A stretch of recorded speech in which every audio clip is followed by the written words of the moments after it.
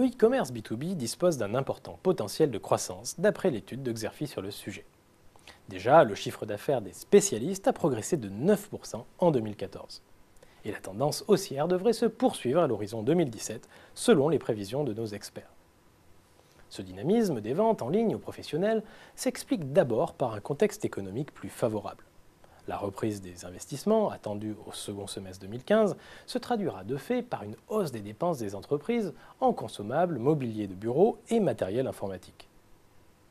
Ensuite, le e-commerce B2B va profiter de son caractère incontournable chez les professionnels. Jugez plutôt. Près de 90% des entreprises françaises ont effectué une commande en ligne en 2013 contre 71% en 2011 selon la FEVAD.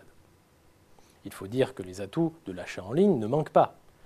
Possibilité de commander à tout moment, rapidité de livraison, offre large et profonde ou encore prix attractif.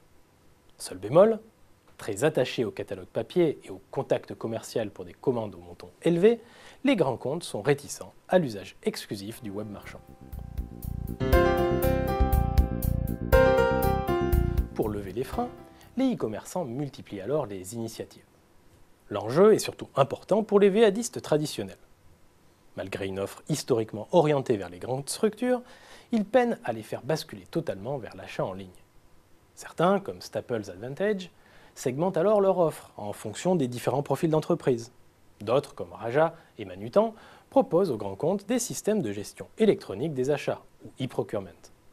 Pour répondre aux attentes des professionnels, la grande majorité des sites de VADistes proposent désormais la recherche avancée, la commande rapide ou encore l'accès à un catalogue sur mesure dans un compte client spécifique. Pour séduire les petites entreprises et les particuliers, les grands VADistes développent des plateformes de vente en ligne dédiées. C'est le cas de Fiducial avec son site Pour mon bureau. Plus globalement, les VADistes traditionnels ont diversifié leurs offres vers de nouveaux produits et services pour élargir leur base de clientèle et fidéliser leurs clients historiques. L'IRECO veut ainsi passer de 6 000 à près de 10 000 références en 2015. Les VADistes traditionnels doivent composer avec une multitude de concurrents.